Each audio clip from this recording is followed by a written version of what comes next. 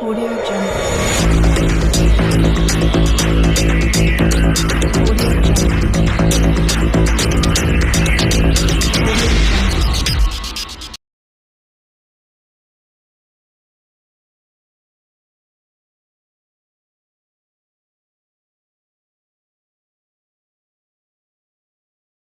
Good evening बच्चों।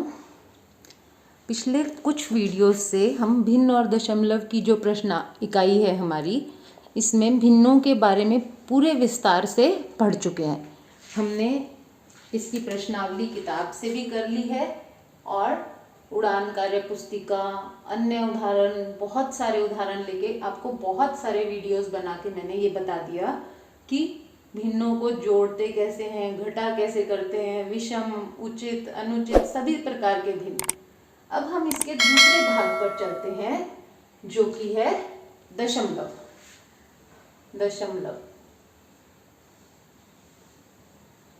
दशमलव को हम डेसिमल भी कहते हैं। आपको इंग्लिश के वर्ड्स जरूर पता होने चाहिए बच्चों इनके, क्योंकि जब आप बड़ी क्लास में हो जाएंगे तो आपको इनकी ज़रूरत पड़ेगी।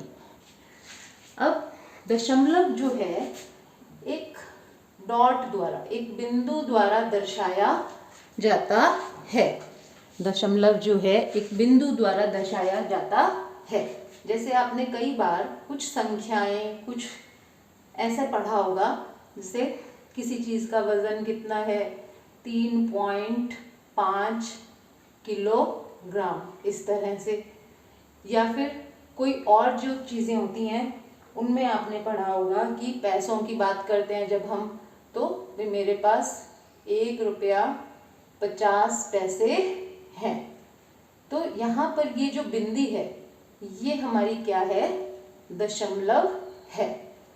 तो हम कई बार इसका इस्तेमाल करते हैं और अब हम देखेंगे कि जब हमने इससे संबंधित सवाल करने हैं तो हम कैसे करेंगे। जब हम कोई दो दशमलव राशियों की तुलना करनी हो हमें, तो हम कैसे उसमें पता लगाएंगे कि कौन सी राशि बड़ी है, कौन सी राशि छोटी है। हम आपकी पुस्तक में से ही कुछ उदाहरण लेते हैं, जैसे 35.63। इसको पढ़ने का तरीका पहले आप सीखें। इसको हम कभी भी ऐसे नहीं पढ़ेंगे 35.63, नहीं, इसको हम पढ़ेंगे 35.63। इन अंकों को अलग से पढ़ा जाता है। और अब हम अगर देखना हो कि 35.63 या 35.67 में से कौन सी संख्या बड़ी है, तो यहाँ पर आप देख सकते हैं कि शुरू की हमारी संख्याएं दोनों समान है, बराबर हैं दोनों 35। उसके बाद जो हमारा दशांश का अंक है, यानी अगला अंक है, वो भी समान है, 6, यहाँ पे भी 6। अगला अंक जो है हमारा शतांश का, वो जो है अलग है, यहाँ पर 3 है और यहाँ पर 7। तो ये वाली संख्या जो है हमारी बड़ी होगी। बहुत आसान है इसमें आपके लिए पता करना। अब इसी तरह जैसे एक और प्रश्न मैं आपको करके दिखाती हूँ, 20.1 और दूसरी संख्या इस साइड है 20.01।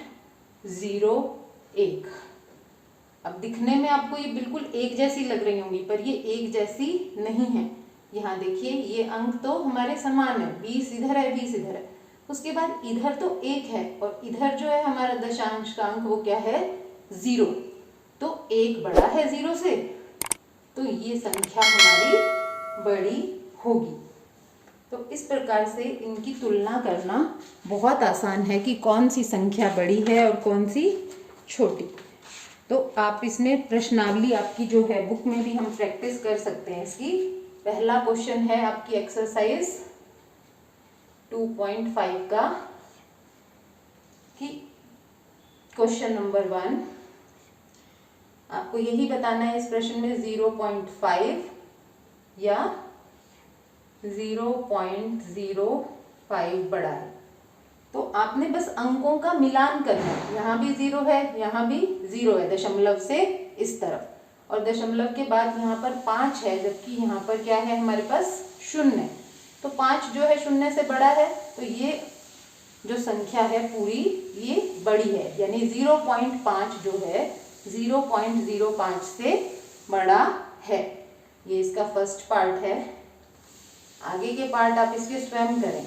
जैसे अगला पार्ट है इसका 0.7 डैश 0.5, तो आपने बताना है कि कौन सी संख्या बड़ी है। जो संख्या बड़ी हो उस तरफ इस तरह का निशान बनेगा। थर्ड पार्ट है इसका 7 अथवा 0.7। अब यहाँ पर आप देखिए कि यहाँ पर तो दशमलव बिंदु है ही नहीं।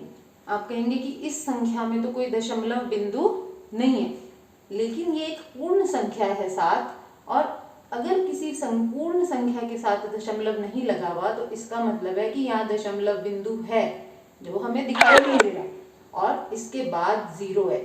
तो अब आपके लिए कंपेयर करना आसान हो गया। यहाँ 7 है, यहाँ 0, तो ये संख्या बड़ी है। इसी प्रकार आप इस प्रश्न के 6 के 6 भाग करें, जिससे कि आपको आसानी से आ जाए कि किस प्रकार आपने प्रश्न करना है। Thank you very much.